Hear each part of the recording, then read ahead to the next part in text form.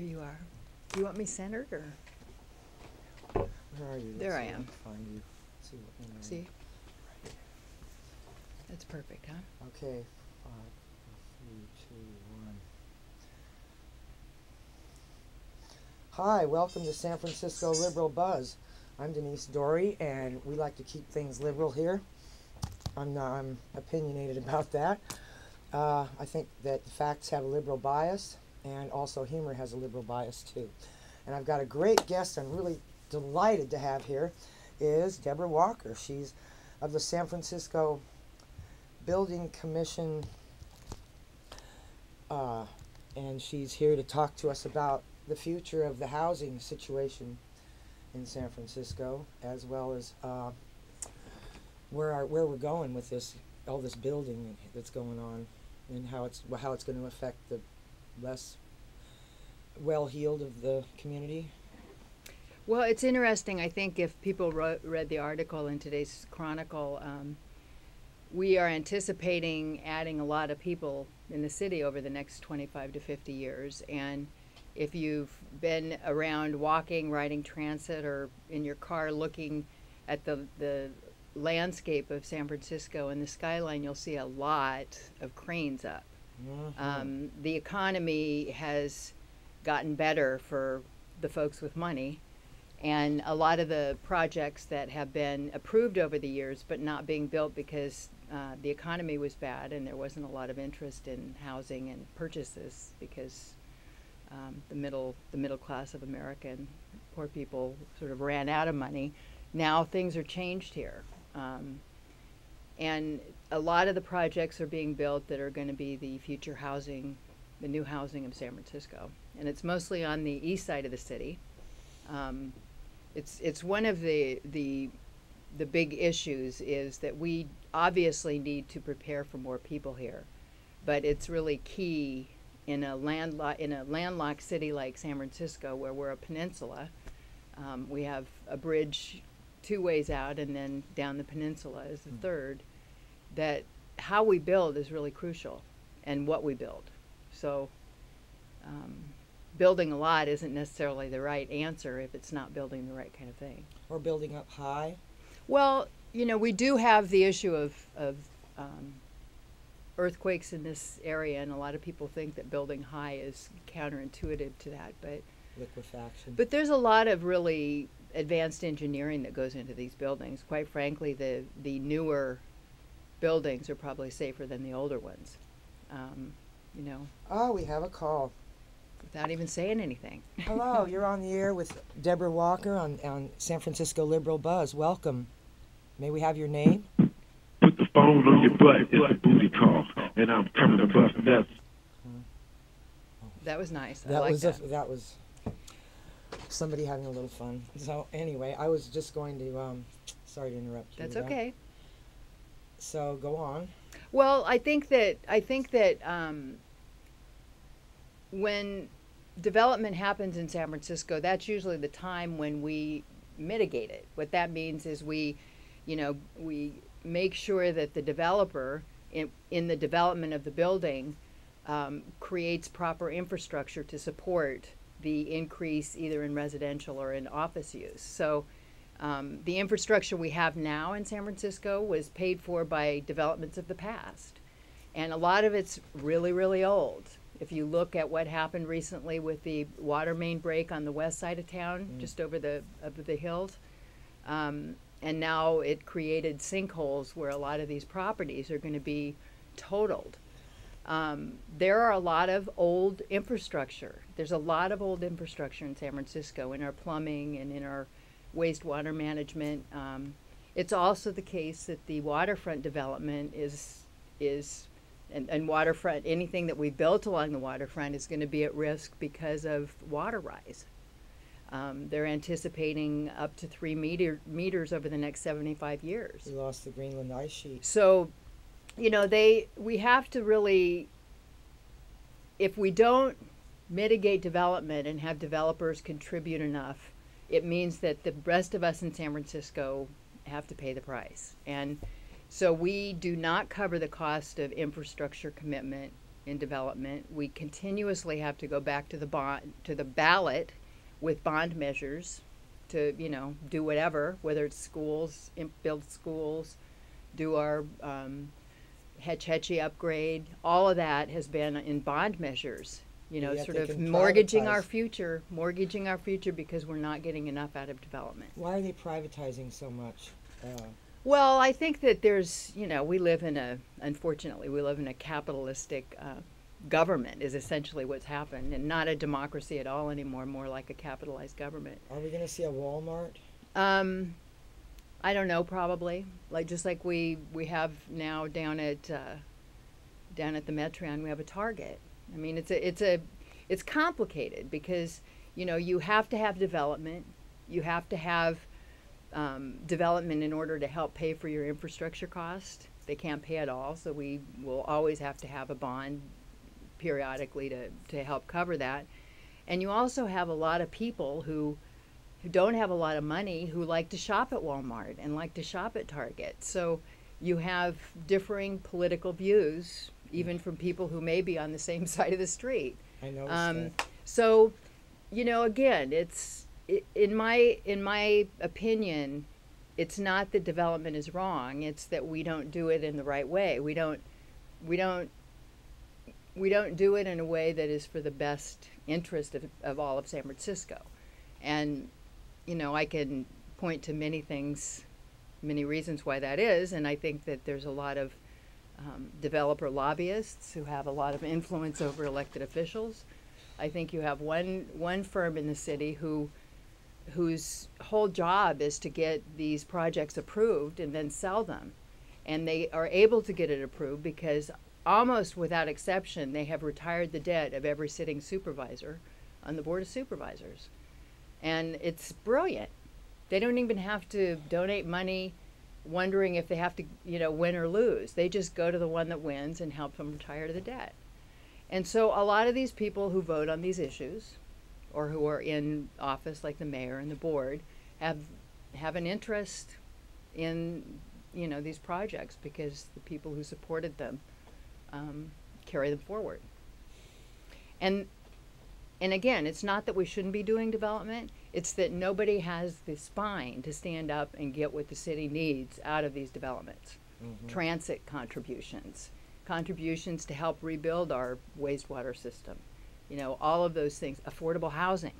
We should be demanding that these projects are at least reflective of what our population is. What's the percentile of affordable housing out of all these? I know there's 9 new... The standard is basically a 15%, and that assumes they give the money. If they're doing it off-site, they give a little bit more money, at 12% instead of 15%. 15% they give, and sometimes they are encouraged to do more than that. But what happens is it goes into the hands of affordable housing developer who does the affordable housing project way away from these very high-income towers that have no affordability in them.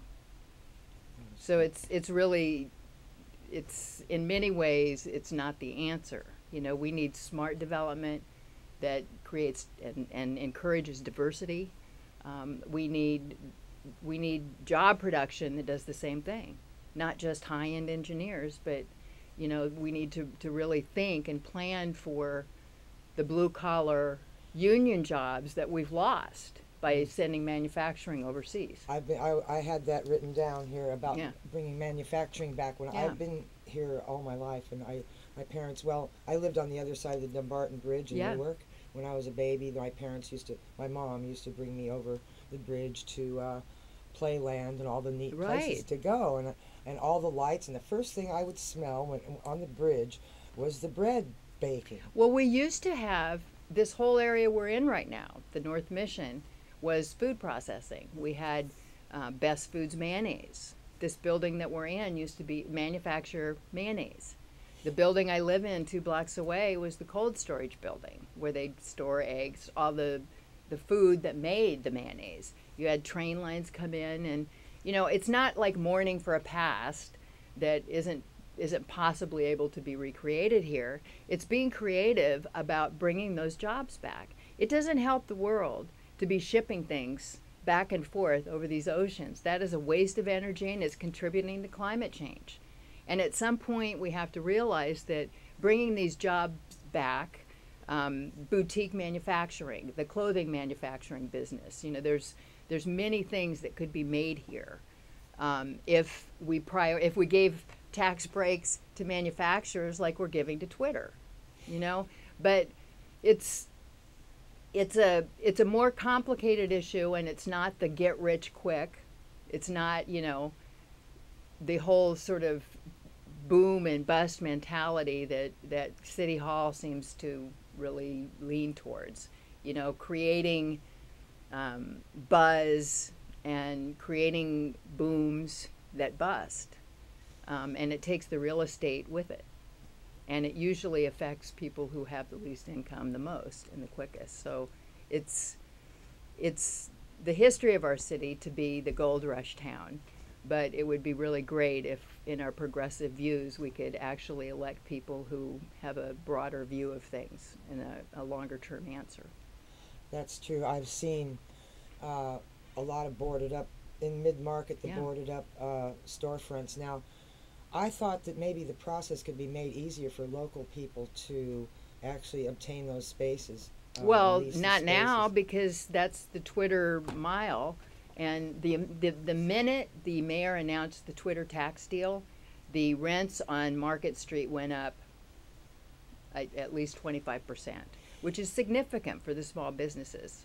And so they remain empty on a hope and a promise that, this gold rush will, come through for all of these Twitter type companies. So in other words, what remains of the Market Street businesses are hoping to be revitalized by Twitter. Well, the landlords, the businesses know who the businesses that are on Market Street, a lot of them serve the people who live around Market Street. And then there's the arts and theater groups who, basically need cheap rent and, an access to their audience. So, it's everybody's interest to try and increase the livelihood of Market Street. But hopefully we can do it in a way that doesn't displace the people who are there. We don't seem to do that very well. What we do is really escalate the real estate value, and people sit on their properties until, the economy catches up, which is right now. And we should all be holding onto the seat of our pants because, anybody who's not sort of wealthy is at risk right now. And that's, it's happened every 10 years here.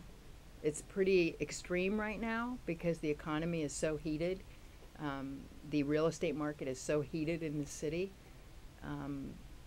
But, what we've done in the past is gone to City Hall and asked for things like rental assistance for nonprofits and for arts organizations and, doing things to create. We've always had a local, almost like a local work program, like this, like in our country when we were going through the Depression in the earlier part of the 19th century, the 20th century. They did a work program where they actually recreated our infrastructure.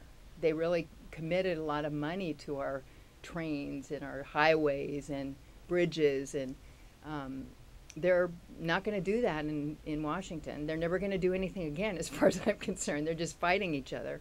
So they need to charge. We need to do it here. What about, Eisenhower charged 90% tax rate to get those things built. Well, right. And everybody now, everybody is stumbling over themselves to give people tax breaks who don't need them. That's the main problem. They don't need tax breaks. If we taxed people who took money overseas to avoid paying taxes, if we taxed products that were made overseas so that we wouldn't, export jobs like we do. Yeah. But nobody's willing to do that because everybody's in this greed mentality. They want to, capitalism is wide open, and the people who make the rules are the people who have won the game already. And so we keep not having good trade agreements with countries who, commit horrible civil rights violations and don't pay people.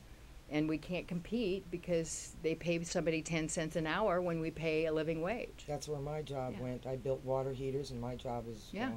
went overseas. And it all ties in. I mean, locally is where the rubber hits the road. And we give away tax breaks here to one kind of business. It's not arts businesses, it's not galleries, it's not people, restaurants, it's Twitter. If you would have wanted a supervisor, you wouldn't have done this to us. Well, if we could, if. But yeah, I mean, I like Twitter. I'm on Twitter right now. It's not the point. Yeah. Why do they deserve a tax break? I don't think they do. When a lighting company or a contractor doesn't get one. So, And that's the issue. It's like, you can't do this. It doesn't work. It does what we have now, which is we're building housing for people who can spend $1 million on houses. And they're not paying for infrastructure sufficient to what is true. There's a huge profit in it. Yeah, and what do you think about the soccer field being proposed in the removal of the native plant nursery? Those are, and the these recycling are, center? again, they say it's cheaper to do this because they don't have to keep the grass alive. The thing that works ultimately is nature. Whether it's how to protect our shorelines from, climate change and water rise. How you do it is to let the natural habitat take care of itself. You don't develop it. Mm-hmm. You don't change it. Well, it's up to the Federal Coastal Commission now, so good. I think that was something that at least the federal government is good for something sometimes. And I was sorry to see the recycling center go and the native plant nursery. I went to City College, and we learned a lot about plant propagation from the nursery and native plants and how to put native plants back in the environment and to remove the non-natives like the eucalypts and the Scotch broom, and dig those up, And more those kind of things are being privatized, which is especially Park and Rec. I mean, they're trying to do that to Coit Tower, and all of the citizens of San Francisco's natural assets, our resources are being privatized. And that by the people who bankrupted the system, then blamed Yes. us and want us to pay it off for them. Over and over. And with impunity. You can vote, you people. We'll vote. Yeah. Remember that when you elect these people to represent you at City Hall, there's a mayor's race coming up in a couple years. Really look at who's running and what they've done for the city. Good. Well put, Deborah. What about the San Francisco Community Land Trust? And they helped some people. Absolutely. There's some great organizations who are trying to help around these issues, both to prevent displacement of people who are here and also to really lobby on our behalf to get built what needs to be built in the mix of development that has to happen. And the Community Land Trust is a really great group of people, including folks like the Community Housing Partnership, and there's a lot of different groups involved with it. But Community Housing Partnership is a really good model of bringing people together to have a say in their own housing. They get some of the affordable housing money. They've taken over some of these buildings that are about ready to fall down and aren't of any value because they're residential hotels and need fixing. So they're really good at raising money and bringing people together for part ownership. It's like there are many models of how affordable housing that is affordable can be built and created in our city, even from existing buildings. And there's no town that has people more willing to be part of their own destiny as San Francisco. All walks of life, at every income level, people want to put sweat equity into buildings. The building I live in is a group of 50 artists who came together 40 years ago. And we found a landlord who really thinks it's important to create housing for artists. And so he leases the building to us in long-term leases that makes it financially viable for us to raise the money to do the tenant improvements so that we can live in it and do our work in it. And, you know, though there are people like that in the city who are landlords who would like to make a difference with the building they own, not just make money, who really believe in, you know, arts as part of what this city is and how it attracted many of us to come here. The culture, the diversity, the progressivism, the entrepreneurial spirit, not just in capitalistic endeavors, but in political endeavors, in, you know, on philosophical issues. That's what the city is. And if all we do is sell out to the real estate developers, that's gone. And I don't think anybody that's living here wants that. So again, I don't mean to harp on it, but you can vote, and you should vote, and you should really pay attention to who's running. Yes. And it, because they're the ones that make these decisions. Well, deep-pocketed people are just really not capable of making decisions that I can live with. Well, you know, the thing is that we have disclosure rules. So when you're looking at a candidate, look at who's giving them money. Look at who's putting a lot of money behind them, because that's how they're going to vote. Yeah, almost always. And, you know, I don't mean to put just politicians down in general, but it's your job as a voter to check it out. I'm hoping that we can attract a bunch of progressive people to the city, to the new housing in the city. That's what I'm hoping for. And I'm trying to look at this in a positive way, that may the new folks that come in be on our side. Yeah, I think that progressive ideals are coming in. People come here because they're progressive, really. I mean, even the folks that, you know, even our Twitter friends, you know, they have very progressive ideas, and it's getting them interested to be part of this dialogue. Well, they didn't want to give up information about to the government. That's so right. I liked them. They yeah. didn't want, but they were forced to eventually. But we have a lot more people on our side than we think. We do. Yeah. We do. Well, I have to thank you for being here, Debra. Absolutely, anytime. Thank you very much. You didn't have far to go. I really appreciate it. Great. Bye-bye. Great job.